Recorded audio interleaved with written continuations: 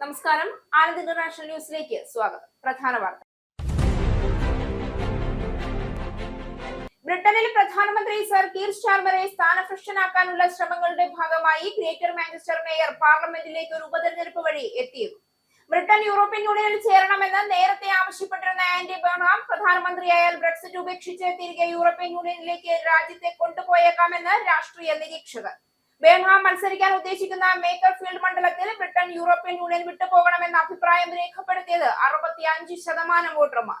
ടോമി റോബിൻസന്റെ നേതൃത്വത്തിൽ തീവ്ര വലതുപക്ഷ റാലി നടക്കാനിരിക്കെ 11 തീവ്ര വലതുപക്ഷവാദികൾക്ക് ബ്രിട്ടനിലേക്ക് പ്രവേശനം നിഷേധിച്ച് സ്റ്റാർമർ സർക്കാർ. താൻ രാജ്യത്തിന്റെ ആത്മാവിനെ സംരക്ഷിക്കാനാണ് തീവ്ര വലതുപക്ഷക്കാർക്ക് പ്രവേശനം നിഷേധിച്ചതെന്ന പ്രതികരണവുമായി പ്രധാനമന്ത്രി സ്റ്റാർമർ. വിനോദസഞ്ചാര മേഖലയിൽ അധിക നികുതി ഏർപ്പെടുത്താനുള്ള ലേബർ സർക്കാരിന്റെ പുതിയ നീക്കം യുകെയിലെ ടൂറിസം മേഖലയിലും സാധാരണ കുടുംബങ്ങളിലും ആശങ്ക ഉയർത്തുന്നു. രാത്രി താമസങ്ങൾക്ക് അധിക ചാർജ് ഈടാക്കാൻ ശ്രമിക്കുന്നത് ഓവർനൈറ്റ് വിസിറ്റർ ലെവി എന്ന ബില്ലിലൂടെ. യുകെയിൽ ആശങ്ക പരത്തി സ്കൂൾ വിദ്യാർത്ഥി മെനിഞ്ചൈറ്റിസ് ബാധിച്ച് മരണമടഞ്ഞതിന് പിന്നാലെ മറ്റ് 2 സ്കൂളിൽ കൂടി രോഗബാധ കണ്ടെത്തി. റീഡിംഗിലും ബർക്ക്ഷയറിലും 2 വിദ്യാർത്ഥികൾ മെനിഞ്ചൈറ്റിസ് ബാധിച്ച് ചികിത്സയിലാണെന്ന് സ്ഥിരീകരിച്ച് യുകെ ഹെൽത്ത് സെക്യൂരിറ്റി ഏജൻസി. മരിച്ച 3 വിദ്യാർത്ഥികളും പരസ്പരം സമ്പർക്കം പുലർത്തിയിരുന്നു എന്ന് അധികൃതർ. രോഗത്തിന്റെ വ്യാപനം ശക്തമാവുകയാണോ എന്ന ആശങ്കയും കനക്കുന്നു. രോഗം സ്ഥിരീകരിക്കപ്പെട്ടവരുമായി അടുത്ത സമ്പർക്കം പുലർത്തിയിരുന്നവർക്ക് മുൻകരുതൽ എന്ന നിലയിൽ പ്രാഥമിക ചികിത്സകൾ നൽകുന്നത് പുരോഗമിക്കുന്നു. IS തലപ്പത്തെ രണ്ടാമനായ അബു ബിലാൽ അൽ-മിനുക്കിയെ വധിച്ചെന്ന് US പ്രസിഡന്റ് ഡൊണാൾഡ് ട്രംപ്. ISന്റെ ആഗോളതലത്തിലെ 2ാം നിരക്കാരനായ അബു ബിലാൽ അൽ-മിനുക്കിയെ വധിച്ചത് US സൈന്യവും നൈജീരിയൻ സായുധ സേനയും സംയുക്തമായി. അൽ-മിനുക്കിയുടെ വധത്തോടെ ISന്റെ ആഗോള പ്രവർത്തനങ്ങൾ വലിയ തോതിൽ തകർക്കപ്പെട്ടിരിക്കുന്നുവെന്നും ഓപ്പറേഷനിൽ പങ്കെടുത്ത നൈജീരിയൻ സർക്കാരിനോട് നന്ദി അറിയിക്കുന്നുവെന്നും ട്രംപ്. ലോകത്തിലെ ഏറ്റവും സജീവമായ തീവ്രവാദിയെ യുദ്ധക്കളത്തിൽ നിന്ന് ഇല്ലാതാക്കാൻ അതീവ സങ്കീർണവും സൂക്ഷ്മമായ ഒരു ദൗത്യവും കുറ്റമറ്റ രീതിയിൽ നടപ്പിലാക്കിയെന്ന് അമേരിക്കൻ പ്രസിഡന്റ്. ഇസ്രയേൽ ലെബനൻ വെടിനിർത്തൽ കാലാവധി നീട്ടി. നടപടി വാഷിംഗ്ടണിൽ നടന്ന 2 ദിവസത്തെ സമാധാന ചർച്ചകൾക്ക് പിന്നാലെ വെടിനിർത്തൽ നീട്ടിയത് 45 ദിവസത്തേക്ക്. ഇസ്രയേൽ ലെബനൻ കൂടുതൽ ചർച്ചകൾ ഈ മാസം അവസാനം നടക്കുമെന്ന് സൂചന. ചർച്ചകൾ പുനരാരംഭിക്കുന്നത് ജൂൺ 2, 3 തീയതികളിൽ. ഇരു രാജ്യങ്ങളിലെയും സൈനിക ഉദ്യോഗസ്ഥരെ ഉൾപ്പെടുത്തി ഒരു പ്രത്യേക സുരക്ഷാ ട്രാക്ക് മെയ് 29-ന് പെന്റഗണിൽ ആരംഭിക്കുമെന്ന് അമേരിക്ക. വെടിനിർത്തൽ നീട്ടിയതിനു പിന്നാലെയും തെക്കൻ ലെബനനിലെ നിരവധി പ്രദേശങ്ങളിൽ ഇസ്രയേൽ ആക്രമണങ്ങൾ ശക്തമാക്കി. ഇസ്രയേൽ സൈനിക കേന്ദ്രങ്ങൾ ലക്ഷ്യമിട്ട് ഹിസ്ബുള്ള ഡ്രോൺ ആക്രമണം നടത്തി. നീറ്റ് പരീക്ഷാ ക്രമക്കേട് വിവാദമായിരിക്കെ കേന്ദ്ര വിദ്യാഭ്യാസ മന്ത്രി ധർമ്മേന്ദ്ര പ്രധാന്റെ രാജി ആവശ്യപ്പെട്ട് പ്രതിഷേധം ശക്തമാക്കാൻ കോൺഗ്രസ്. ഡൽഹിയിൽ ഇന്ന് യൂത്ത് കോൺഗ്രസ്, NSUI സംഘടനകൾ പ്രതിഷേധങ്ങൾ നടത്തും. നീറ്റ് പരീക്ഷാ ക്രമക്കേടിന്റെ പശ്ചാത്തലത്തിൽ രാജസ്ഥാനിലും വിദ്യാർത്ഥി ജീവനൊടുക്കി. ഇതോടെ രാജ്യത്ത് നീറ്റ് ചോദ്യപേപ്പർ ചോർച്ചയിൽ ആത്മഹത്യ ചെയ്തത് 4 വിദ്യാർത്ഥികൾ. നീറ്റ് ചോദ്യപേപ്പർ ചോർച്ചയിൽ മുഖ്യ സൂത്രധാരൻ പ്രൊഫസർ PV കുൽക്കർണിയെ CBI അറസ്റ്റ് ചെയ്തു. അധികാരത്തിലേറിയതിന് പിന്നാലെ വിചിത്ര നീക്കവുമായി സുവേന്ദു അധികാരി സർക്കാർ. മമതയുടെ കാലത്ത് നൽകിയ ജാതി സർട്ടിഫിക്കറ്റുകൾ പരിശോധിക്കാൻ സബ് ഡിവിഷണൽ ഓഫീസർമാർക്ക് നിർദ്ദേശം നൽകി സുവേന്ദു അധികാരി. സർട്ടിഫിക്കറ്റുകൾ പരിശോധിച്ച് ആധികാരികത ഉറപ്പുവരുത്തണമെന്ന് നിർദ്ദേശം. 2011 മുതൽ നൽകിയത് ഏകദേശം 1.69 കോടി ജാതി സർട്ടിഫിക്കറ്റുകൾ. 47.8 ലക്ഷം ജാതി സർട്ടിഫിക്കറ്റുകൾ നൽകിയത് മമത സർക്കാർ രൂപീകരിച്ച ദുവാരെ ക്യാമ്പുകൾ വഴി. തമിഴ്നാട്ടിൽ C. ജോസഫ് വിജയുടെ TVK സർക്കാർ ഏതു സമയത്തും താഴെ വീഴാമെന്ന് മുൻ മുഖ്യമന്ത്രി സ്റ്റാലിൻ. 2029 ലോക്സഭാ തിരഞ്ഞെടുപ്പിനൊപ്പം നിയമസഭാ തിരഞ്ഞെടുപ്പും നടക്കാൻ സാധ്യതയുണ്ടെന്നും സ്റ്റാലിന്റെ വാദം. മന്ത്രിസഭാ രൂപീകരണത്തിൽ തലസ്ഥാനത്ത് തിരക്കിട്ട ചർച്ചകൾ. കോൺഗ്രസ് മന്ത്രി പട്ടിക ഇന്ന് തന്നെ ഉണ്ടാകുമെന്ന് സൂചന. ഹൈക്കമാൻഡ് അംഗീകാരത്തോടെ മന്ത്രി പട്ടിക ഗവർണർക്ക് കൈമാറും. കോൺഗ്രസ് മന്ത്രിമാരെ സംബന്ധിച്ച ലിസ്റ്റ് നിയുക്ത മുഖ്യമന്ത്രിയും KPCC അധ്യക്ഷനും ദീപാദാസ് മുൻഷിയും KC വേണുഗോപാലുമായി ചർച്ച നടത്തി ഹൈക്കമാൻഡിന് കൈമാറും. ഒരു MLA മാത്രമുള്ള പാർട്ടികൾക്ക് ടേം വ്യവസ്ഥയും ആലോചനയിൽ. കോൺഗ്രസിന് ലഭിക്കുക 11 മന്ത്രിമാരും സ്പീക്കർ, ഡെപ്യൂട്ടി സ്പീക്കർ സ്ഥാനവും. ഇടഞ്ഞു നിൽക്കുന്ന രമേശ് ചെന്നിത്തലയെ അനുനയിപ്പിക്കാൻ ശ്രമം തുടരുന്നു. മുതിർന്ന MLA-മാരെ പരിഗണിക്കാതെ മന്ത്രിസഭയിലേക്ക് ഇല്ല എന്ന് കടുംപിടുത്തത്തിൽ ചെന്നിത്തല. വാർത്തകൾ വിശദമായി. ബ്രിട്ടൻ യൂറോപ്യൻ യൂണിയനിൽ ചേരണമെന്ന് നേരത്തെ ആവശ്യപ്പെട്ടിരുന്ന ആൻഡി ബേൺഹാം പ്രധാനമന്ത്രിയായാൽ ബ്രെക്സിറ്റ് ഉപേക്ഷിച്ച് തിരികെ യൂറോപ്യൻ യൂണിയനിലേക്ക് രാജ്യത്തെ കൊണ്ടുപോയേക്കാമെന്ന് രാഷ്ട്രീയ നിരീക്ഷകർ വിലയിരുത്തുന്നു. പ്രധാനമന്ത്രി സർ കീർ സ്റ്റാർമറെ സ്ഥാനഭ്രഷ്ടനാക്കാനുള്ള ശ്രമങ്ങളുടെ ഭാഗമായി ഗ്രേറ്റർ മാഞ്ചസ്റ്റർ മേയർ പാർലമെന്റിലേക്ക് ഒരു ഉപതിരഞ്ഞെടുപ്പ് വഴി എത്തിയേക്കുമെന്ന അഭ്യൂഹം ശക്തമാകുന്നതിനിടയിലാണ് ഇത്തരമൊരു വിശകലനവുമായി രാഷ്ട്രീയ നിരീക്ഷകർ രംഗത്തെത്തുന്നത്. ബ്രിട്ടൻ യൂറോപ്യൻ യൂണിയനിൽ ചേരണമെന്ന് നേരത്തെ ആവശ്യപ്പെട്ടിരുന്ന ആൻഡി ബേൺഹാം പ്രധാനമന്ത്രിയായാൽ ബ്രെക്സിറ്റ് ഉപേക്ഷിച്ച് തിരികെ യൂറോപ്യൻ യൂണിയനിലേക്ക് രാജ്യത്തെ കൊണ്ടുപോയേക്കുമെന്ന് സൂചന. ബ്രെക്സിറ്റിനെ അനുകൂലിച്ച വലിയ ഭൂരിപക്ഷത്തോടെ വോട്ട് ചെയ്ത ഒരു മണ്ഡലത്തിൽ നിന്നാണ് ഇപ്പോൾ ബെൻഹാം പാർലമെന്റിലെത്താൻ ശ്രമിക്കുന്നത്. യൂറോപ്യൻ യൂണിയനിൽ നിന്നും പിരിയുന്നതുമായി ബന്ധപ്പെട്ട് ജനഹിതം അറിയുന്നതിനുള്ള വോട്ടിംഗ് നടത്തിയപ്പോൾ ഇപ്പോൾ ബെൻഹാം മത്സരിക്കാൻ ഉദ്ദേശിക്കുന്ന മേക്കൽഫീൽഡ് മണ്ഡലത്തിലെ 65% വോട്ടർമാർ ബ്രിട്ടൻ യൂറോപ്യൻ യൂണിയൻ വിട്ടു പോകണമെന്ന അഭിപ്രായം രേഖപ്പെടുത്തിയവരായിരുന്നു. ബ്രെക്സിറ്റ് അനുകൂലികളായ മുതിർന്ന നേതാക്കൾ ഇത് എടുത്തു കാട്ടുന്നുമുണ്ട്. മാഞ്ചസ്റ്റർ മേയറിന് പാർലമെന്റിലേക്ക് വഴിയൊരുക്കുന്നത് ബ്രിട്ടൻ വീണ്ടും യൂറോപ്യൻ യൂണിയനിലേക്ക് മടങ്ങുന്നതിന് വഴി തെളിയിക്കുമെന്ന രീതിയിലുള്ള പ്രചരണം ബെൻഹാമിന്റെ എതിരാളികൾ ആരംഭിച്ചിട്ടുമുണ്ട്. യൂറോപ്യൻ യൂണിയനുമായുള്ള ബന്ധം ശക്തമാക്കാൻ ലേബർ സർക്കാർ എടുക്കുന്ന നടപടികളെല്ലാം തന്നെ ബ്രെക്സിറ്റിനെ നിരാകരിക്കുന്നവയാണ് എന്ന് റിഫോം പാർട്ടി ആരോപിക്കുന്നുണ്ട്. ഇന്ന് ടോമി റോബിൻസന്റെ നേതൃത്വത്തിൽ തീവ്ര വലതുപക്ഷ റാലി നടക്കാനിരിക്കെ അതിൽ പങ്കെടുക്കാൻ തയ്യാറെടുത്ത 11 തീവ്ര വലതുപക്ഷവാദികൾക്ക് ബ്രിട്ടനിലേക്ക് പ്രവേശനം നിഷേധിച്ചിരിക്കുകയാണ് സ്റ്റാർമർ സർക്കാർ. മുമ്പെങ്ങുമില്ലാത്തത്ര വ്യാപകമായ പോലീസിംഗ് നടപടികൾക്കാണ് മെറ്റ് പോലീസ് തയ്യാറെടുക്കുന്നത്. താൻ രാജ്യത്തിന്റെ ആത്മാവിനെ സംരക്ഷിക്കാനാണ് ശ്രമിക്കുന്നതെന്നായിരുന്നു തീവ്ര വലതുപക്ഷക്കാർക്ക് പ്രവേശനം നിഷേധിച്ചതുമായി ബന്ധപ്പെട്ട് പ്രധാനമന്ത്രി പറഞ്ഞത്. ഇന്ന് യുണൈറ്റഡ് കിങ്ഡം എന്ന പേരിൽ വലതുപക്ഷക്കാർ നടത്തുന്ന റാലിയിൽ 1 ലക്ഷത്തിലേറെ പേർ പങ്കെടുക്കുമെന്നാണ് കരുതുന്നത്.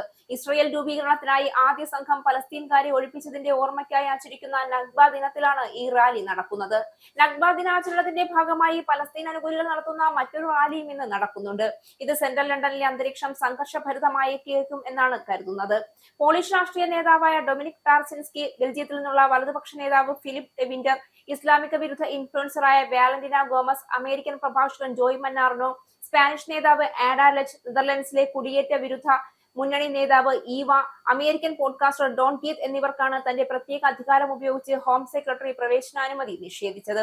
2 റാലികൾ നടക്കുന്ന സെൻട്രൽ ലണ്ടനിൽ വൻ പോലീസ് സന്നാഹമാണ് ഒരുക്കിയിരിക്കുന്നത്. യുണൈറ്റഡ് കിങ്ഡം റാലിയും പലസ്തീൻ അനുകൂലികളുടെ നഗ്ബ ദിന റാലിയും തമ്മിൽ ഒരു ഏറ്റുമുട്ടൽ ഉണ്ടാക്കാതിരിക്കാനുള്ള മുൻകരുതലുകൾ പോലീസ് കൈക്കൊണ്ടിട്ടുണ്ടെന്നാണ് പുറത്തുവരുന്ന റിപ്പോർട്ടുകൾ പറയുന്നത്. പ്രതിഷേധ റാലിയിൽ ഇതാദ്യമായി ഫേഷ്യൽ റെക്കഗ്നിഷൻ സാങ്കേതിക വിദ്യ ഉപയോഗിക്കുകയും ചെയ്യുന്നുണ്ട്. UK-യിൽ സ്കൂൾ വിദ്യാർത്ഥി മെനിഞ്ചൈറ്റിസ് ബാധിച്ച് മരണമടഞ്ഞ വാർത്തയുടെ ഞെട്ടൽ മാറും മുൻപ് മറ്റ് 2 സ്കൂളുകളിൽ കൂടി രോഗബാധ കണ്ടെത്തിയത് ആശങ്ക പരത്തി. റീഡിംഗിലും ബെർക്ക്ഷയറിലും 2 വിദ്യാർത്ഥികൾ മെനിഞ്ചൈറ്റിസ് ബാധിച്ച് ചികിത്സയിലാണെന്ന് UK ഹെൽത്ത് സെക്യൂരിറ്റി ഏജൻസി സ്ഥിരീകരിച്ചു. UK-യിൽ ഭീതി ഉയർത്തി മെനിഞ്ചൈറ്റിസ് പിന്നെയും പടർന്നു പിടിക്കുന്നു. റീഡിംഗിലും ബെർക്ക്ഷയറിലും 2 വിദ്യാർത്ഥികൾ മെനിഞ്ചൈറ്റിസ് ബാധിച്ച് ചികിത്സയിലാണെന്ന് UK ഹെൽത്ത് സെക്യൂരിറ്റി ഏജൻസി സ്ഥിരീകരിച്ചു. അതിലൊരാൾ റീഡിംഗ് ബ്ലൂ കോട്ട് സ്കൂളിലെ വിദ്യാർത്ഥിയും മറ്റേയാൾ Highdown secondary school and 6th form സെന്ററിലെ വിദ്യാർത്ഥിയുമാണ് എന്ന് UKHSA വ്യക്തമാക്കിയിട്ടുണ്ട്. റീഡിംഗിൽ നിന്ന് തന്നെയുള്ള ഓക്സ്ഫോർഡിലെ ഹെൻലി കോളേജിലെ വിദ്യാർത്ഥിയായിരുന്നു ഇതേ രോഗം ബാധിച്ച് തുടർന്ന് കഴിഞ്ഞയാഴ്ച മരണത്തിന് കീഴടങ്ങിയത്.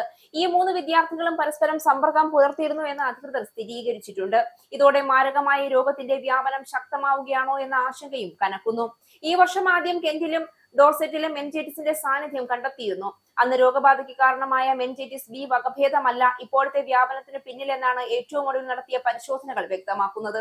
കൂടുതൽ പരിശോധനകൾ നടന്നു വരികയാണ്. ഇപ്പോൾ രോഗം സ്ഥിരീകരിക്കപ്പെട്ടവരുമായി അടുത്ത സമ്പർക്കം പുലർത്തിയിരുന്നവർക്ക് ഒരു മുൻകരുതൽ എന്ന നിലയിൽ ആന്റിബയോട്ടിക് നൽകുന്നുണ്ട്.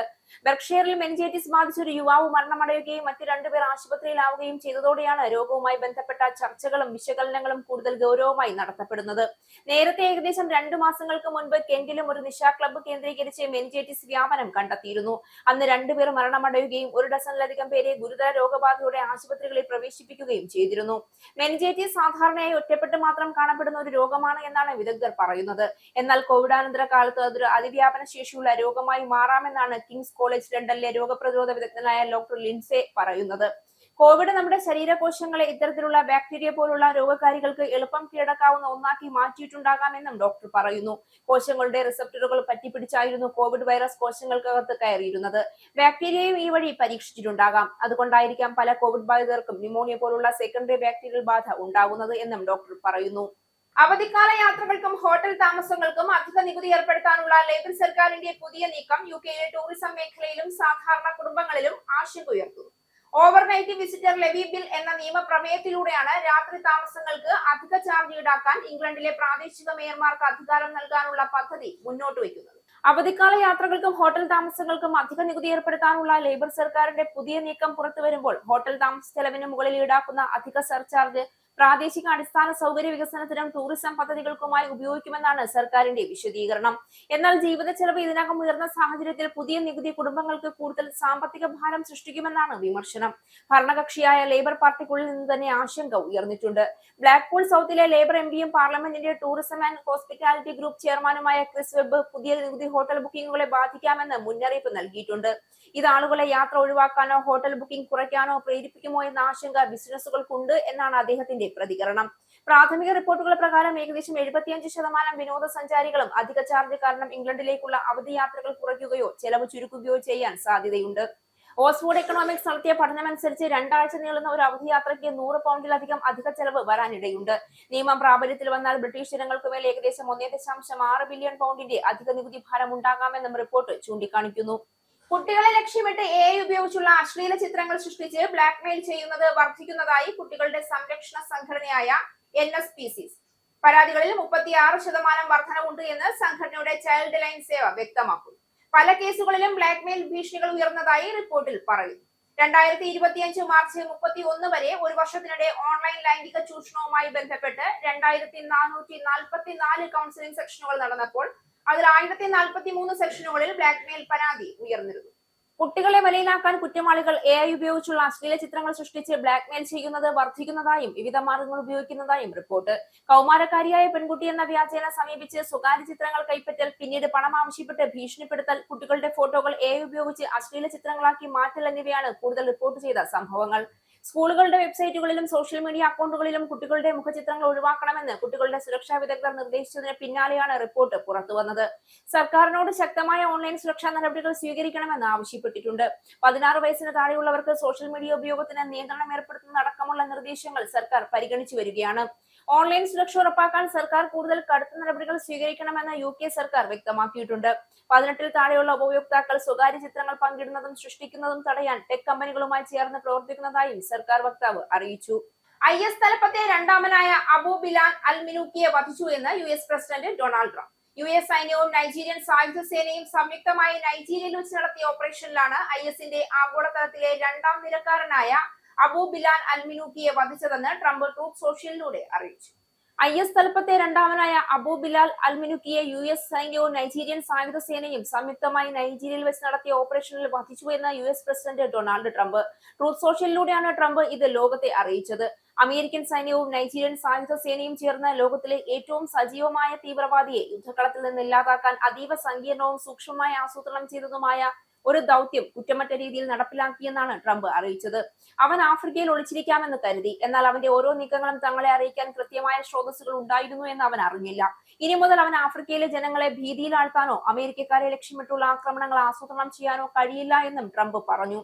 അൽ മിനൂക്കിയുടെ വധത്തോടെ ISന്റെ ആഗോള പ്രവർത്തനങ്ങൾ വലിയ തോതിൽ തകർക്കപ്പെട്ടിരിക്കുന്നുവെന്നും ഓപ്പറേഷനിൽ പങ്കെടുത്ത നൈജീരിയൻ സർക്കാരിനോട് നന്ദി അറിയിക്കുന്നുവെന്നും ട്രംപ് കൂട്ടിച്ചേർത്തു. ISന്റെ ആഗോളതലത്തിലെ സെക്കൻഡ് ഇൻ കമാൻഡറായിരുന്ന അബു ബിലാൽ അൽ മിനൂക്കി ആഫ്രിക്കയിലെ സഹേൽ മേഖല കേന്ദ്രീകരിച്ചായിരുന്നു പ്രവർത്തിച്ചിരുന്നത്. Senegal, Mali, Burkina Faso, Niger, Nigeria, Sudan അടക്കം 12ഓളം രാജ്യങ്ങളിൽ വ്യാപിച്ചു കിടക്കുന്ന മേഖലയാണ് Sahel. Islamic State West Africa പ്രൊവിൻസിലെ മുതിർന്ന കമാൻഡറായാണ് അൽ മിനൂക്കി പ്രവർത്തിച്ചിരുരുന്നത്.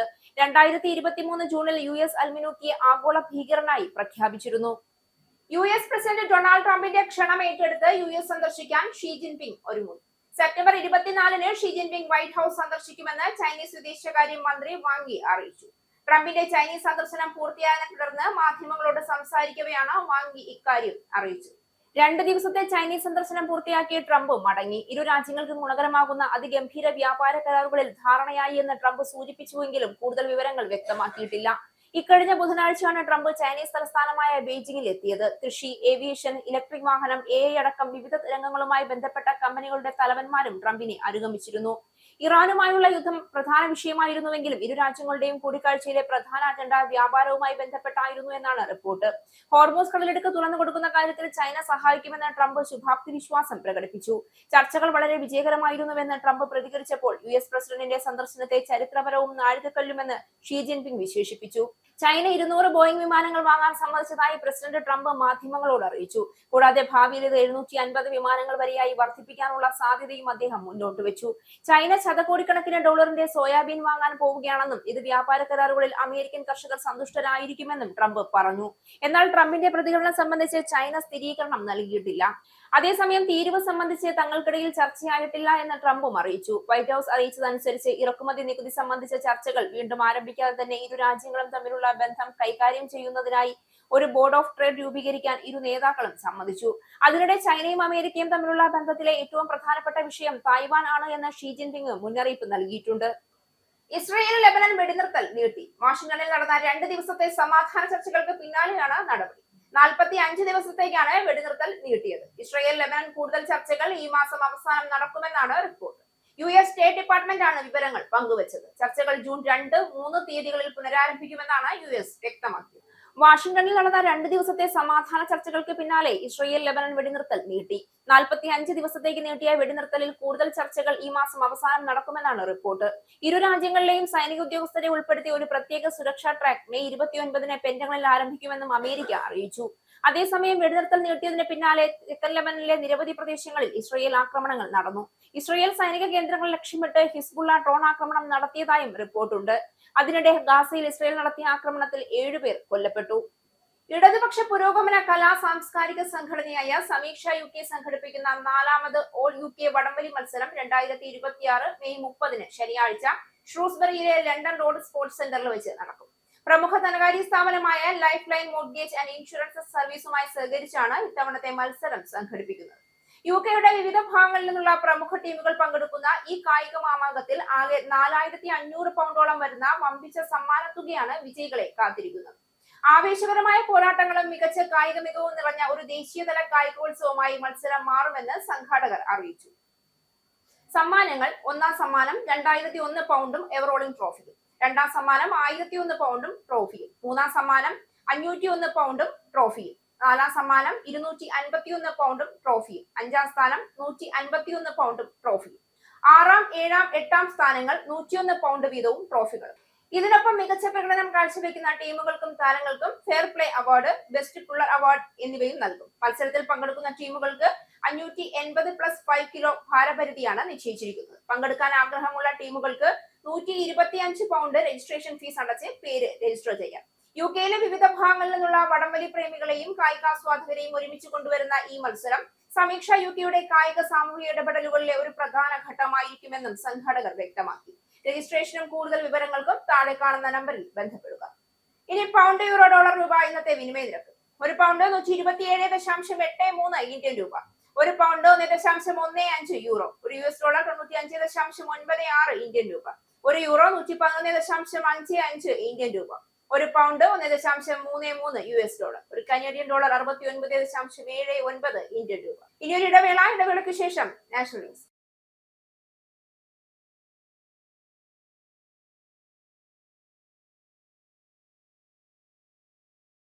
നമസ്കാരം, നാഷണൽ ന്യൂസിലേക്ക് സ്വാഗതം.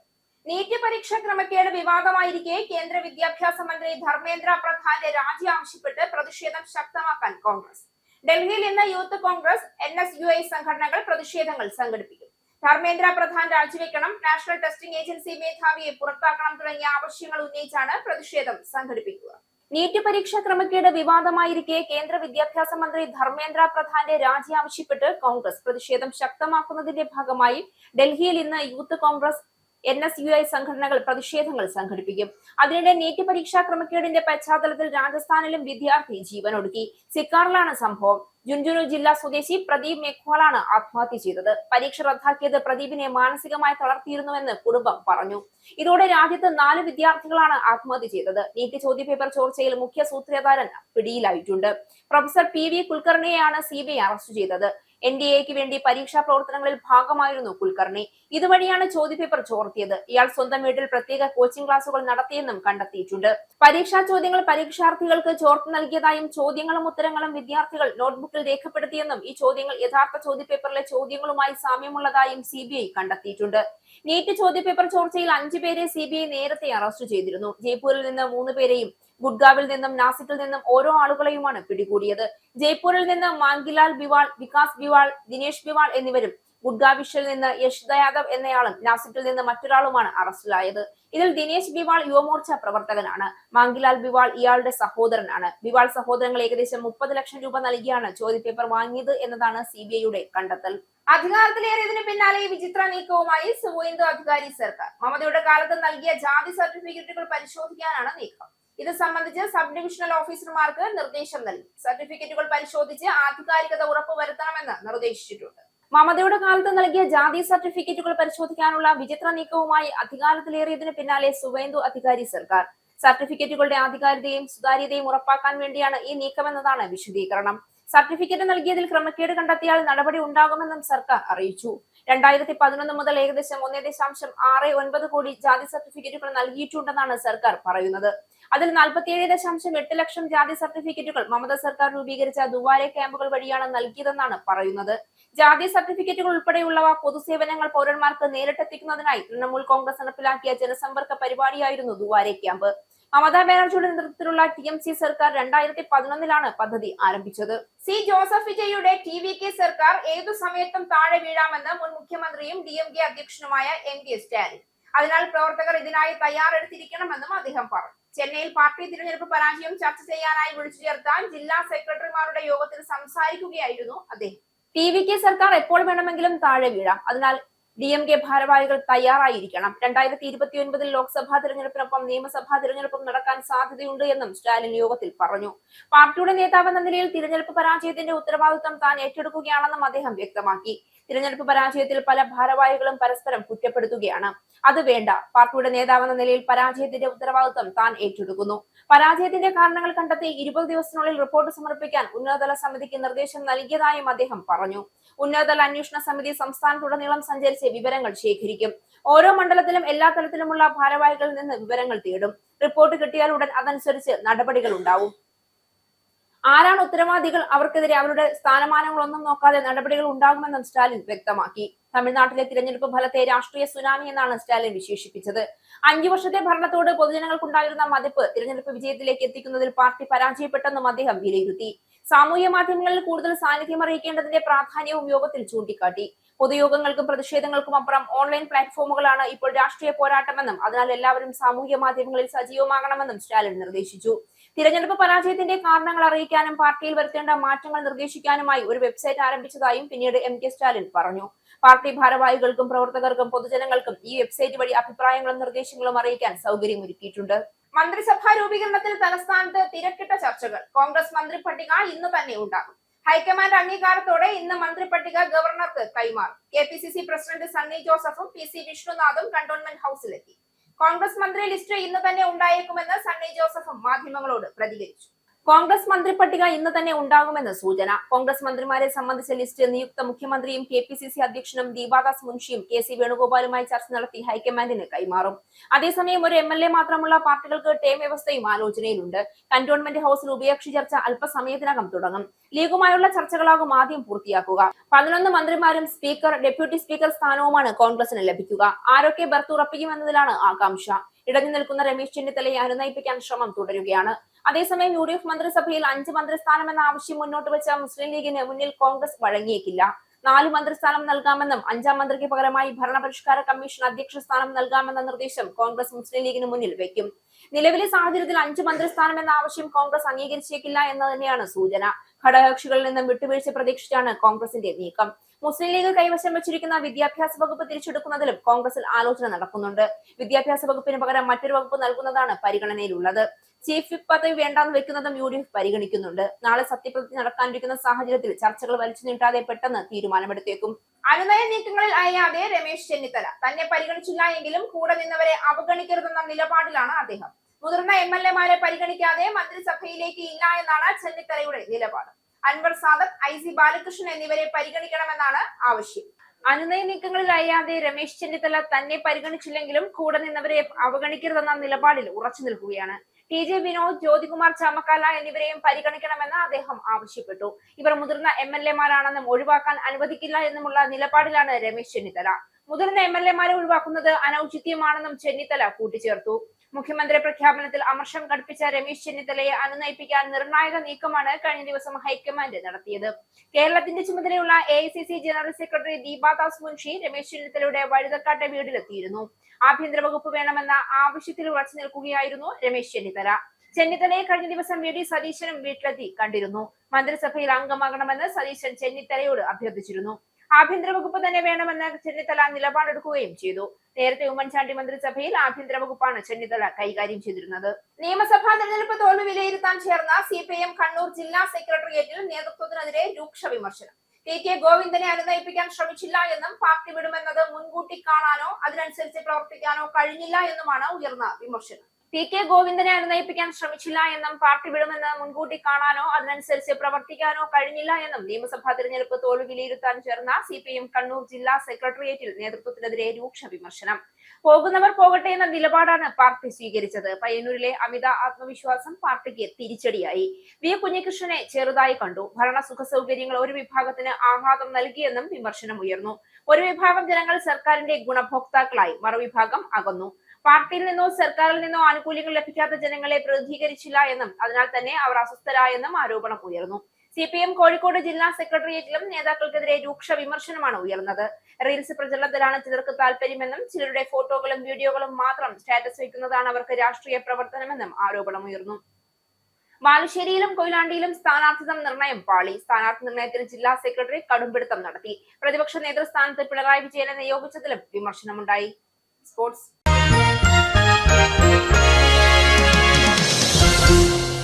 ചെന്നൈ സൂപ്പർ കിങ്സിനെ 7 വിക്കറ്റിന് തകർത്ത് ലക്നൌ സൂപ്പർ ജയൻസ്. ആദ്യം ബാറ്റ് ചെയ്ത് ചെന്നൈ ഉയർത്തിയ 188 റൺസിന്റെ വിജയലക്ഷ്യം ലക്നൌ 16.4 ഓവറിൽ മറികടന്നു. 38 പന്തിൽ 90 റൺസ് അടിച്ച മിച്ചൽ മാർഷാണ് ലക്നൌവിന്റെ ടോപ്പ് സ്കോറർ.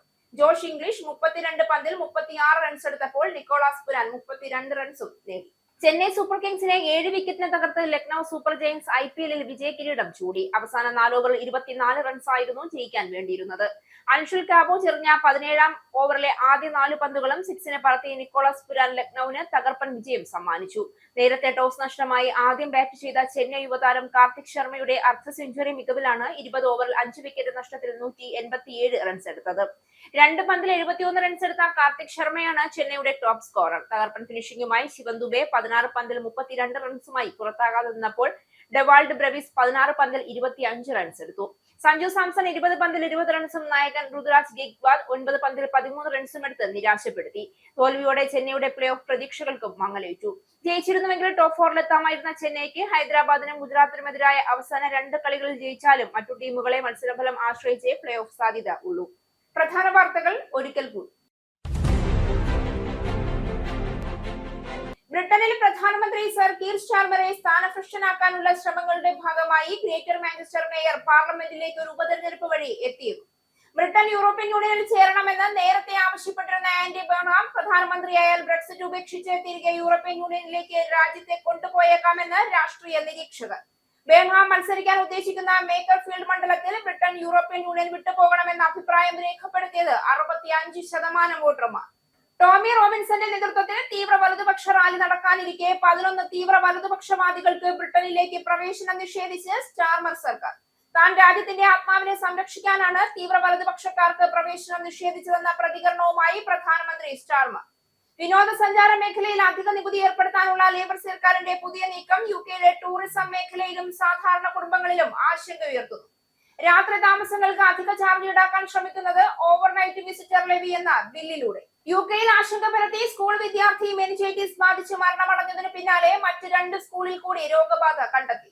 റീഡിംഗിലും ബർക്ക്ഷയറിലും 2 വിദ്യാർത്ഥികൾ മെനിഞ്ചൈറ്റിസ് ബാധിച്ച് ചികിത്സയിലാണെന്ന് സ്ഥിരീകരിച്ച് UK ഹെൽത്ത് സെക്യൂരിറ്റി ഏജൻസി. മരിച്ച 3 വിദ്യാർത്ഥികളും പരസ്പരം സമ്പർക്കം പുലർത്തിയിരുന്നുവെന്ന് അധികൃതർ. രോഗത്തിന്റെ വ്യാപനം ശക്തമാവുകയാണോ എന്ന ആശങ്കയും കനക്കുന്നു. രോഗം സ്ഥിരീകരിക്കപ്പെട്ടവരുമായി അടുത്ത സമ്പർക്കം പുലർത്തിയിരുന്നവർക്ക് മുൻകരുതൽ എന്ന നിലയിൽ പ്രാഥമിക ചികിത്സകൾ നൽകുന്നത് പുരോഗമിക്കുന്നു. IS തലപ്പത്തെ രണ്ടാമനായ അബു ബിലാൽ അൽമിനുക്കിയെ വധിച്ചെന്ന് US പ്രസിഡന്റ് ഡൊണാൾഡ് ട്രംപ്. IS-ന്റെ ആഗോളതലത്തിലെ 2ാം നിരക്കാരനായ അബു ബിലാൽ അൽമിനുക്കിയെ വധിച്ചത് US സൈന്യവും നൈജീരിയൻ സായുധ സേനയും സംയുക്തമായി. അൽമിനുക്കിയുടെ വധത്തോടെ IS-ന്റെ ആഗോള പ്രവർത്തനങ്ങൾ വലിയ തോതിൽ തകർക്കപ്പെട്ടിരിക്കുന്നുവെന്നും ഓപ്പറേഷനിൽ പങ്കെടുത്ത നൈജീരിയൻ സർക്കാരിനോട് നന്ദി അറിയിക്കുന്നുവെന്നും ട്രംപ്. ലോകത്തിലെ ഏറ്റവും സജീവമായ തീവ്രവാദിയെ യുദ്ധക്കളത്തിൽ നിന്ന് ഇല്ലാതാക്കാൻ അതീവ സങ്കീർണവും സൂക്ഷ്മമായ ഒരു ദൗത്യവും കുറ്റമറ്റ രീതിയിൽ നടപ്പിലാക്കിയെന്ന് അമേരിക്കൻ പ്രസിഡന്റ്. ഇസ്രയേൽ ലെബനൻ വെടിനിർത്തൽ കാലാവധി നീട്ടി. നടപടി വാഷിംഗ്ടണിൽ നടന്ന 2 ദിവസത്തെ സമാധാന ചർച്ചകൾക്ക് പിന്നാലെ വെടിനിർത്തൽ നീട്ടിയത് 45 ദിവസത്തേക്ക്. ഇസ്രയേൽ ലെബനൻ കൂടുതൽ ചർച്ചകൾ ഈ മാസം അവസാനം നടക്കുമെന്ന് സൂചന.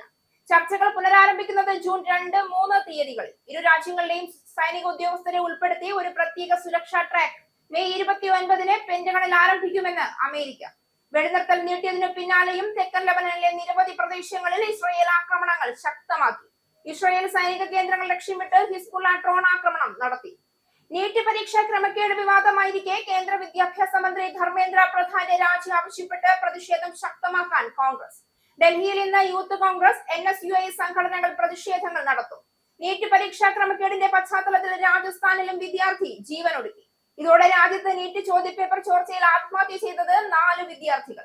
നീറ്റ് ചോദ്യപേപ്പർ ചോർച്ചയിൽ മുഖ്യ സൂത്രധാരൻ പ്രൊഫസർ PV കുൽക്കർണിയെ CBI അറസ്റ്റ് ചെയ്തു. അധികാരത്തിലേറിയതിന് പിന്നാലെ വിചിത്ര നീക്കവുമായി സുവേന്ദു അധികാരി സർക്കാർ. മമതയുടെ കാലത്ത് നൽകിയ ജാതി സർട്ടിഫിക്കറ്റുകൾ പരിശോധിക്കാൻ സബ് ഡിവിഷണൽ ഓഫീസർമാർക്ക് നിർദ്ദേശം നൽകി സുവേന്ദു അധികാരി. സർട്ടിഫിക്കറ്റുകൾ പരിശോധിച്ച് ആധികാരികത ഉറപ്പുവരുത്തണമെന്ന് നിർദ്ദേശം. 2011 മുതൽ നൽകിയത് ഏകദേശം 1.69 കോടി ജാതി സർട്ടിഫിക്കറ്റുകൾ. 47.8 ലക്ഷം ജാതി സർട്ടിഫിക്കറ്റുകൾ നൽകിയത് മമത സർക്കാർ രൂപീകരിച്ച ദുവാരെ ക്യാമ്പുകൾ വഴി. തമിഴ്നാട്ടിൽ C. ജോസഫ് വിജയുടെ TVK സർക്കാർ ഏതു സമയത്തും താഴെ വീഴാമെന്ന് മുൻ മുഖ്യമന്ത്രി സ്റ്റാലിൻ. 2029 ലോക്സഭാ തിരഞ്ഞെടുപ്പിനൊപ്പം നിയമസഭാ തിരഞ്ഞെടുപ്പും നടക്കാൻ സാധ്യതയുണ്ടെന്നും സ്റ്റാലിന്റെ വാദം. മന്ത്രിസഭാ രൂപീകരണത്തിൽ തലസ്ഥാനത്ത് തിരക്കിട്ട ചർച്ചകൾ. കോൺഗ്രസ് മന്ത്രിപട്ടിക ഇന്ന് തന്നെ ഉണ്ടാകുമെന്ന് സൂചന. ഹൈക്കമാൻഡ് അംഗീകാരത്തോടെ മന്ത്രിപട്ടിക ഗവർണർക്ക് കൈമാറും. കോൺഗ്രസ് മന്ത്രിമാരെ സംബന്ധിച്ച ലിസ്റ്റ് നിയുക്ത മുഖ്യമന്ത്രിയും KPCC അധ്യക്ഷനും ദീപാദാസ് മുൻഷിയും KC വേണുഗോപാലുമായി ചർച്ച നടത്തി ഹൈക്കമാൻഡിന് കൈമാറും. ഒരു MLA മാത്രമുള്ള പാർട്ടികൾക്ക് ടേം വ്യവസ്ഥയും ആലോചനയിൽ. കോൺഗ്രസിന് ലഭിക്കുക 11 മന്ത്രിമാരും സ്പീക്കർ, ഡെപ്യൂട്ടി സ്പീക്കർ സ്ഥാനവും. ഇടഞ്ഞു നിൽക്കുന്ന രമേശ് ചെന്നിത്തലയെ അനുനയിപ്പിക്കാൻ ശ്രമം തുടരുന്നു. മുതിർന്ന MLA-മാരെ പരിഗണിക്കാതെ മന്ത്രിസഭയിലേക്ക് ഇല്ല എന്ന് കടുംപിടുത്തത്തിൽ ചെന്നിത്തല. ഈ ന്യൂസ് ബുള്ളറ്റിൻ അവസാനിച്ചു. നന്ദി.